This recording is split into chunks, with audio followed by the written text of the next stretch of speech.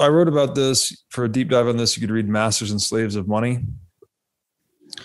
Every money exhibits a network effect valuation dynamic. So the first adopters, just like we talked about earlier, when I'm anticipating adoption in the future by other market actors, and I'm buying Bitcoin today, there's a network effect valuation dynamic that I'm anticipating future adoption. So I'm going to benefit disproportionately. I'm going to buy Bitcoin at whatever, I've been buying it for a long time, at a certain price in anticipation of other people buying it at a higher price, right? But it goes even a step further when you're talking about what is a price, and Bitcoin is money. So you think Bitcoin's going to denominate all prices. But the point is, those that get access to the monetizing asset first benefit disproportionately to those that adopt it later.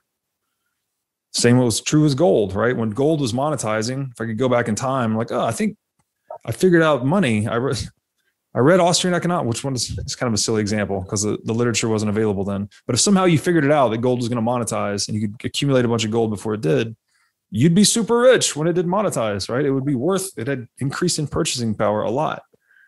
Well, the example was the Native Americans didn't look at gold as money, and that's why it was stolen from them. There you go. Right? But here's the scheme part of fiat currency pyramid scheme, which again is proof of stake, is that you have a monopoly, right, on the production of money that violently and coercively enforces that monopoly. That says only we get to counterfeit the currency. You have to use it, but we get to counterfeit it and produce more. So that's the scheme, right? That they can, you at the point of a gun are forced to use the US dollar. Pay your taxes in this or go to jail. But we're going to print, and if you try to print it, right? If you try to launch a counterfeiting operation, this is the phrase that a lot of people resonated with this. Inflation is legalized counterfeiting. Counterfeiting is criminalized inflation. They're literally the same thing. There's not 1 ounce of difference other than who the guns are pointed at. You can do it, like we can do it, you can't. That's basically the gist of it. So inside of that monopoly, where you can produce more money, you can confiscate wealth from those that you're pointing the guns at and you're forcing them to use the money. That's the pyramid scheme, right? So it's almost like they're perpetually the early adopters of new money because they're always printing it first and getting it first.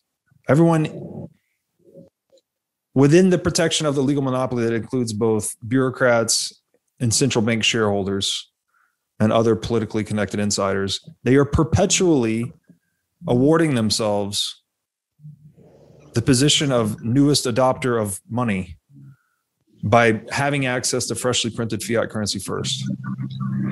So they're scalping everyone else. It's a regressive tax on the poor, as we said earlier. That is proof of stake, right? If you're an insider and you've accumulated a bunch of Ethereum, and I know Ethereum's not proof of stake yet, but just humor me and say it is, and I'm Vitalik and I have a trillion Ethereum and it's proof of stake. Well, I'm going to get more and more staking rewards, and the guy at the bottom of the hierarchy is going to get less and less proportionally. So it's centralizing and destructive to the hierarchy. It rips itself apart. And again, people will be like, oh, well, no, this is crypto. We haven't figured it out yet. We're still experimenting. It's like central banking is proof of stake. How has that worked out across history? How has gold worked out as proof of work money versus how has central banking worked out as proof of stake money? So I have a rational, fundamental understanding of why it destroys itself. I have empirical history of it destroying itself repeatedly, contributing to the Austrian business cycle theory and all of these other catastrophic consequences of corrupted money. I mean, it seems like an open and shut case to me. But the other perverse thing about inflating money is people go crazy and they just want to buy any gambling device known to man.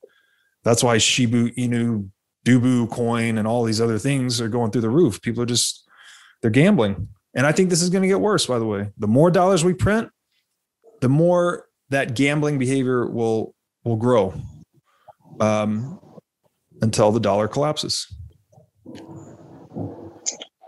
That's a good point. because Linda, you had asked about that as far as, what are the other coins? Which ones are safe? How do you know which ones are safe? Maybe we can kind of close on that question. I don't know. I don't know that there's Bitcoin a good answer. Bitcoin Maximalist. I don't know that I agree with that yet. You've made some. You will give it 48 months and get back to me. Are there? So well, that's one of the. How long have you been in Bitcoin? That's a good question. I'm not even sure. A few years, but I used to gamble for a living, so I look at markets. I look at things that are going up, and I say, if I put money in there and time it correctly and get out right before Elon Musk is on Saturday Night Live, I can make some money. And that's fine. That's you're being honest with yourself, right? You're treating it like a gambling device. Wonderful. That's what it is. Yeah. You see what other people are doing. You realize that they're going to lose money, and if you're one of the people that they're giving it to, better than not participating, in my opinion. But other people have moral arguments against that. Well, this is where I differ from, and I don't consider myself a Bitcoin maximalist. I consider myself a freedom maximalist. Like, by all means, you want to gamble, go gamble. I get peace of mind and economic assurances. I get just the best risk adjusted bet, in my opinion, I can make is to hold 100% Bitcoin.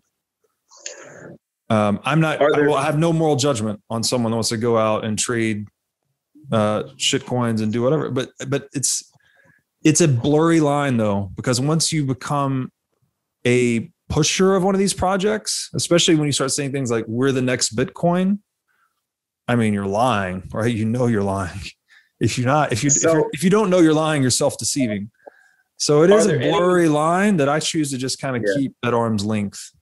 But if you purely are a gambler and you're looking to gamble and you treat them as gambling devices, well, that's what they are. So have at it.